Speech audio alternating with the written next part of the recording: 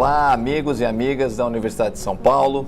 Eu sou Ayrton Escobar, repórter do Jornal da USP, e esse é o primeiro Boletim USP Covid, um programa semanal de entrevistas que vai receber especialistas da Universidade de São Paulo para falar sobre a situação da pandemia de Covid-19 no Brasil, também tirar dúvidas e passar orientações para que as pessoas possam atravessar essa pandemia da melhor maneira possível, com o máximo de tranquilidade, segurança, sabendo que a universidade e o poder público estão tomando as medidas necessárias e com base nas melhores informações científicas disponíveis, né? Os vídeos irão ao ar toda segunda-feira, vinculados a um boletim epidemiológico que será produzido pela Comissão Assessora de Saúde da Reitoria da USP, que vai trazer atualizações periódicas sobre a situação da pandemia e também as orientações necessárias para o enfrentamento desse quadro epidemiológico, né? Com foco nas cidades onde a USP está fisicamente presente. As entrevistas não serão ao vivo, serão gravadas, mas o público vai ter a oportunidade de participar e enviar suas perguntas com antecedência por meio de um formulário online, cujo link vai ser disponibilizado na descrição deste vídeo. Bom, feita essa introdução, eu vou apresentar agora os nossos dois convidados desse primeiro boletim. Começando pelo professor Aloísio Augusto Contrim Segurado. Ele é professor titular da Faculdade de Medicina da USP, especialista em doenças infecciosas e parasitárias, presidente da Agência USP de Cooperação Acadêmica Nacional e Internacional, a ALCANE, e coordenador da Comissão Assessora de Saúde da Reitoria da Universidade de São Paulo.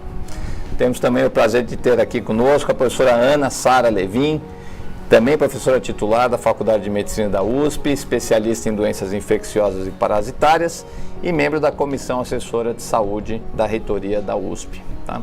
Então, Aloísio, Ana, muito bem-vindos, obrigado pela presença. Vou começar passando a palavra para o professor Aloísio para falar sobre a composição dessa comissão e as medidas que a universidade tomou para o enfrentamento da situação atual da pandemia e para o retorno das atividades presenciais agora em 2022. Então, professor Aloísio, quais são essas medidas e como é que vocês vão trabalhar ao longo desse ano, por favor? Olá, bom dia, Ayrton, bom dia, professora Ana, bom dia a todos que nos escutam. De da USP, professor Carlotti e a professora Maria Arminda, preocupados com a situação da pandemia de Covid-19 no estado de São Paulo, tomaram esta semana diversas medidas no sentido de tranquilizar a nossa comunidade e repassar-lhes as informações necessárias para o enfrentamento deste momento. Foi constituída uma comissão assessora de saúde do reitor e da vice-reitora, composta por docentes especialistas na área e demais membros da comunidade, para que nós possamos orientar a gestão sobre as medidas a serem tomadas nesse enfrentamento. Esta comissão também se encarregará de manter a comunidade atualizada sobre a situação da pandemia, pois essa situação é sempre muito dinâmica, Ayrton. Então, esses boletins, como que estamos gravando hoje, eles serão repetidos semanalmente para que a gente possa atualizar a cada semana qual é a situação naquele momento, com boletins impressos e divulgados por via eletrônica com dados atualizados e com essas entrevistas nas quais algumas dúvidas poderão ser sanadas. Além disso, foi já colocado à disposição da comunidade, ela foi chamada e convocada para informar o seu status vacinal. A situação da pandemia hoje só não está pior porque nós temos uma grande porcentagem da população paulista com imunização completa. Então é muito importante que a USP conheça o status vacinal da sua comunidade. Todos os docentes, alunos de graduação, alunos de pós-graduação e servidores técnico-administrativos foram convocados a fazer uso dos nossos sistemas corporativos, o Júpiter, o Janus, o Marte, para inserir o seu status vacinal e ali, então, nos dar um mapeamento geral de quão protegida está a nossa comunidade. Foi também facilitado o mecanismo de solicitação de afastamento do trabalho presencial para aqueles servidores e docentes que apresentarem sintomas de síndrome gripal. Então, o comunicado divulgado pelo professor Carlotti e a professora Maria Arminda listou uma série de sinais e sintomas característicos da síndrome gripal. Se cada uma das pessoas identificar ali ao menos 2 daqueles sintomas, ou se tiver um teste positivo para COVID, bastará a este servidor que suba no sistema o sistema corporativo, uma autodeclaração de que possui aqueles sintomas, ou uma cópia do exame que possa ter realizado e que tenha resultado positivo. Isso implicará imediatamente a concessão de 7 dias consecutivos de afastamento do trabalho, sem necessidade de apresentação de atestado médico, o que simplifica muito o processo. Como os docentes não utilizam o sistema STOW, eles deverão encaminhar essa autodeclaração ou o resultado do teste para a chefia do seu departamento ou para o dirigente da unidade, naquelas unidades que não possuem departamentos. Ao lado disso, foi também orientada a comunidade para que persista com as medidas de proteção neste momento em que a variante Ômicron tem causado um grande número de casos, em sua maioria leves. Importante, então, se a pessoa tem sintomas, que são aqueles sintomas clássicos, né, de síndrome gripal, não precisa ter a preocupação de pegar um atestado e saber se é Covid, se é gripe, está com sintomas, faz uma autodeclaração, pode ficar em casa, tem um afastamento concedido. Exatamente. Subindo no sistema, no caso do servidor técnico administrativo, essa autodeclaração, ou a encaminhando para a sua chefia, no caso dos docentes. Lembrando que esta concessão de afastamento simplificada, ela é válida por 7 dias. Passados esses 7 dias, se os sintomas persistirem no 7º dia, mais 3 dias de afastamento simplificado serão concedidos. Se os sintomas persistirem além desses 10 dias, aí sim, um serviço médico deverá ser procurado para que seja feita uma reavaliação clínica da situação da pessoa. Queria só apontar uma exceção, se você me permite, Ayrton, que há alguns servidores que trabalham em áreas consideradas essenciais de trabalho ininterrupto. São as áreas basicamente da saúde, as áreas de segurança pública no campus e algumas outras atividades específicas definidas pelos dirigentes das unidades. Para essas pessoas cujo trabalho não pode ser interrompido de nenhuma forma, o afastamento simplificado não está facultado. Estas pessoas deverão ainda continuar procurando um serviço médico para uma declaração médica, mas a grande maioria dos nossos docentes e servidores terão esse mecanismo facilitado. Uma última pergunta, professor, uma outra exceção, as pessoas que não se vacinaram, qual que é o procedimento? Veja, Ayrton, no aplicativo do sistema MartWeb, em que o servidor ou o docente ou jupiterijanos, onde o aluno vão informar o seu status vacinal, há uma opção que é não me vacinarei contra a Covid-19. Caso a pessoa assinale essa opção, abrirá um outro campo solicitando que ela informe a razão pela qual ela não vai se vacinar. E se for por uma recomendação médica contra a vacina, lhe será solicitado que anexe essa declaração médica da impossibilidade ou da não recomendação de vacina. Perfeito. Professor Luiz, muito obrigado pela presença, bom trabalho hoje e também ao longo do ano aí na comissão assessora e nos vemos num próximo boletim. Muito obrigado, continuamos às ordens da comunidade. Muito obrigado. Obrigado, um abraço. Bom, passamos agora para a professora Ana Sara Levin, que vai falar um pouco mais sobre as questões científicas e clínicas aí relacionadas ao vírus e à pandemia. Professora, bem-vinda, obrigado. Vamos começar pelo básico aqui. Quais são os comportamentos os comportamentos de risco que as pessoas precisam evitar e as medidas de segurança que elas precisam adotar diante desse quadro atual da pandemia, aí com a variante Ômicron, um número muito elevado de transmissão, né, um grau de transmissão muito elevado. Quais são as recomendações do momento? O microfone está fechado, professora. Primeiro eu quero cumprimentar todo mundo e falar muito obrigada por esse convite, e eu estou muito feliz de poder explicar as coisas, esclarecer coisas, porque eu vejo que tem muita coisa difícil. No começo da pandemia, a gente achava que a coisa mais importante, que era muito importante, os objetos, o meio ambiente. E a gente tem, vocês lembram? A gente trazia as compras do supermercado e passava álcool, desinfetava tudo. Hoje a gente sabe que pode acontecer até uma transmissão por objetos, mas é muito pouco. Precisa você usar o objeto logo depois de uma pessoa infectada, porque logo o vírus não resiste. O que a gente sabe hoje? A gente sabe hoje que o principal é a transmissão entre pessoas diretamente pelo ar, pela tosse, pelas secreções. Eu costumo dizer que são 3 as coisas mais arriscadas. A primeira delas é a aglomeração. Então, são 3 As, né? Aglomeração. Então, a situação em que você se aglomera é uma situação de altíssimo risco. E agora com a Ômicron, que se transmite 4 vezes melhor do que a Delta, por exemplo, e mais vezes ainda do que a variante original, isso é muito importante. Então, evitar a aglomeração. Segunda, se você evitou a aglomeração, não adianta, porque você ainda tem outro fator de risco, que é a aproximação. Então, você não pode ficar, mesmo sem aglomeração, perto de outras pessoas. Porque se você tiver a mais próximo do que 1 metro, 1,5 metro de uma pessoa positiva, você tem alto risco de pegar. E você não sabe se as pessoas são positivas, né? Então, a aproximação. Então, esse distanciamento entre as pessoas é uma coisa muito importante.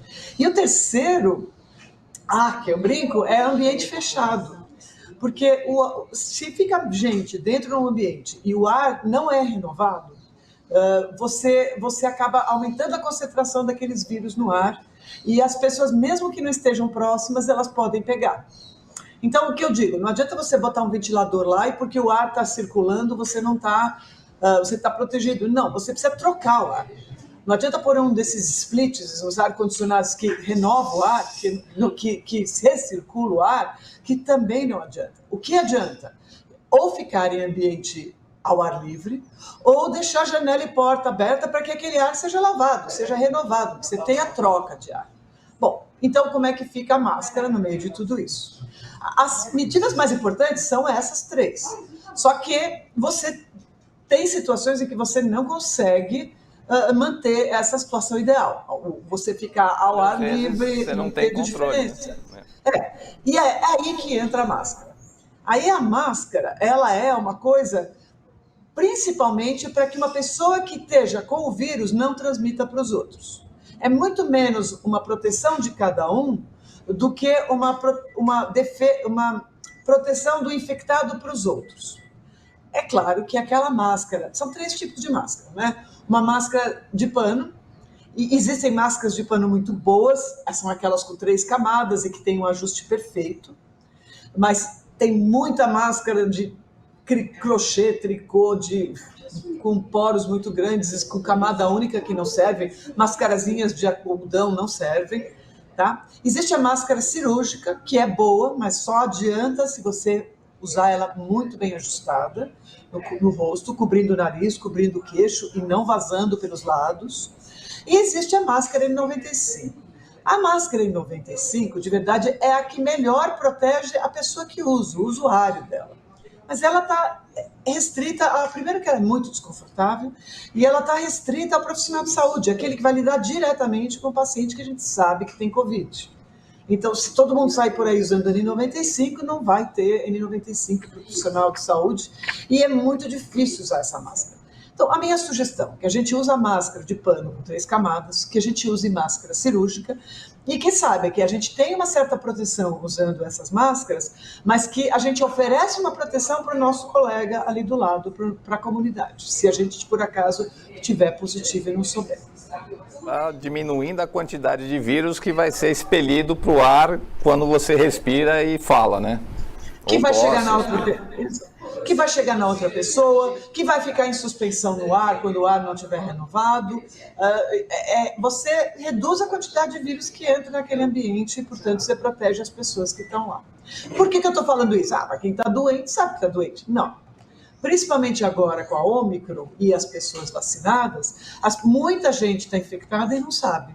Ou está sentindo muito pouca coisa, a garganta raspando. E essa pessoa, ela é transmissora. Ela não está muito doente porque ela tomou vacina, mas ela é transmissora.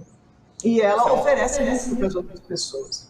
Esse é um ponto essencial que acho que precisa ser estressado, é que mesmo os assintomáticos se estiverem com o vírus, transmitem o vírus para as outras pessoas, né? Não é porque você não está tossindo, passando mal em casa, que você não está transmitindo, né? É isso. E mesmo quem vai ficar bem doente depois, ela já começa a transmitir 2 dias antes. Então, supondo que eu adoeci no domingo, eu já estou transmitindo na sábado e na sexta. Então, tem um momento, mesmo que quem adoece, já começa a transmitir antes de adoecer. Existe uma proporção de pessoas que vai ter quase nada de sintomas, porque ela está vacinada, ou basicamente porque está vacinada, ou porque é jovem, né, e é saudável. Essa pessoa transmite. E as máscaras, você vê as pessoas muitas vezes com uma máscara frouxa no rosto, né? Aí você está respirando o ar, ele não está passando pelo filtro da máscara, ele está vindo sem filtragem, né? Então, esse ajuste da máscara também, a senhora ressaltou, bem, muito importante. E quando eu falo ou canto, ou faço qualquer coisa, as partículas, elas vão. Né? Quanto mais forte eu falar ou respirar, mais longe essas partículas vão. E se uso a máscara, as partículas ficam retidas na máscara. E, professora, com esse índice de infecção altíssimo que a gente está vendo agora com a Ômicron, por que a USP vai voltar a retomar atividades? Não seria a hora de fechar novamente? Quer dizer, dá para a gente retomar as atividades com segurança com esse quadro epidemiológico atual? A situação da Ômicron é de extrema transmissibilidade, uma coisa inacreditavelmente transmissível. Eu acho que é uma das coisas mais transmissíveis que existem. Se a gente tivesse certeza que todo mundo vai ficar preso em casa e não vai circular de maneira alguma, então a gente talvez, o que está sendo feito na China, por exemplo, que é absolutamente impossível de circular e tudo está fechado. Não é o que a gente está vendo. A gente está vendo as pessoas circulando, a gente está encontrando as pessoas e muitas vezes sem esses cuidados que eu estou falando. Então, a USP toma essa decisão de voltar tomando as medidas que previnem, orientando todo mundo a se cuidar e tomando as medidas necessárias para que haja o risco mínimo de transmissão. Pensando que na situação que nós estamos da sociedade, essa transmissão aconteceria fora da USP também. Professor, para quem está em dúvida, quer se testar, saber se está com Covid ou não, ou está com algum sintoma, não sabe se é gripe ou Covid, quais são os testes disponíveis hoje e qual que é o mais indicado? A Anvisa acabou de aprovar testes que as pessoas podem fazer em casa, tal. Esse é o caminho? Qual que é a orientação que a senhora dá sobre testagem? Olha, existiria uma política nacional ou estadual, poderia haver uma política de testagem, mas essas políticas elas não estão sendo feitas. Então a gente tem o teste para decidir o que a gente faz individualmente. A gente tem vários tipos de teste. O teste de anticorpo não nos adianta, porque o nível de anticorpos só significa que eu ou fui vacinada ou eu tive a infecção pelo vírus e eu não tenho uma medida da proteção que esses anticorpos dão contra uma nova infecção. Então, os testes que a gente tem são os testes ou de antígeno, são testes rápidos, que hoje estão disponíveis nos laboratórios e nas farmácias, e a gente tem os testes moleculares como RT-PCR ou LAMP, né, que é 2 testes moleculares. Os melhores testes, eles são moleculares, mas eles não são 100%. Então, existem 2 situações. A situação em que uma pessoa tem sintomas, e neste momento os testes têm um desempenho bom. Para pessoas que têm sintomas, que estão doentes, o teste desempenha bem. Então, o teste molecular melhor e os testes de antígeno razoáveis. 70%, 80% dos casos eles detectam, tá? Em comparação aos moleculares. Quando você tem um teste, né? Teste da farmácia, ou até em laboratório, é aquele teste que você consegue fazer a leitura 15 minutos. Tá? Ela é boa, tá? 60%, 70%, 80%, dependendo da marca. Você tem o resultado na hora. Se ele vier positivo, é positivo. Se ele vier negativo, não dá absoluta certeza, porque tem 20% e 30% de positivos que vão vir negativos nesses testes. Tudo isso para quem tem sintomas. Para quem não tem sintomas, o desempenho desses testes de farmácia e até os autotestes, os testes domésticos que você vai poder fazer em casa, é ruim. É 30%, 40% no máximo. Então você não tem certeza, se vier positivo, é positivo. Se vier negativo, tem 60% de chance de não ser. Quer dizer, tem 60% das pessoas que são positivas pelo teste molecular e que o teste de farmácia vai dar negativo. Então, ele não é um bom teste para quem não tem sintomas, mas ele é um teste razoável para quem está com sintomas. Professora, a última pergunta. Felizmente, a maioria das pessoas está se vacinando, mas ainda assim, muita gente vacinada, contraindo o vírus, até desenvolvendo sintomas, né? Então, o pessoal fica na dúvida, vale a pena se vacinar se eu pego de qualquer maneira? Então, esclarece um pouco essa situação. Por que as pessoas vacinadas continuam tendo Covid e por que apesar disso, ainda a vacina é tão importante? Então, olha, esse é um vírus muito dinâmico. Aliás, como todos os vírus, ele vai mudando. E ele vai mudando em várias características. Na transmissibilidade, como essa Ômicron é tão mais transmissível do que a Delta ou a Gama, que vieram antes deles. Então, ela vai mudar, ela é um vírus que vai se adaptando, né? E em relação a escapar da nossa imunidade. Então, a gente, quando tem uma infecção, a gente monta toda uma resposta imune para combater aquela infecção. E essa resposta imune, ela vira uma memória, que deveria me proteger na próxima vez que eu entrar em contato com este vírus. Quando o vírus está mudando, a minha resposta imune passa a ser não tão eficaz contra aquela nova mutação, aquele vírus que é um pouquinho diferente do anterior. A mesma coisa com a vacina. A vacina, você faz uma vacina de acordo com o vírus. Os vírus vão mutando e o que vai te atacar é um vírus um pouquinho diferente. Então, no final das contas, nós não podemos esperar que nós teremos proteção completa, nem pela infecção prévia, nem pela infecção que a gente já teve no passado, em 2020, no começo de 2021, nem pela vacina que a gente tomou. Mas o que a gente está vendo? A gente está vendo que, principalmente com a vacina, a gente se protege contra as infecções graves. Então, a gente diminuiu a proporção de internações de pessoas que pegaram Ômicron em relação a quem não vacinou. Então, se você se vacinou, você tem uma chance dezenas de vezes menor de se internar por causa daquela Ômicron. E se você tomou vacina, você tem chance, principalmente a terceira dose, você tem uma chance dezenas de vezes menor de morrer. Então, ela não está protegendo da infecção completamente, mas ela está protegendo a pessoa de ter um desfecho péssimo com essas infecções. Então, é fundamental a gente tomar vacina. É essencial a gente tomar vacina. Realmente, se a gente tivesse essa Ômicron em 2020, antes da vacina chegar, imagina, seria um quadro realmente muito preocupante. Seria uma coisa incontrolável. Com esse grau de transmissão, é incontrolável.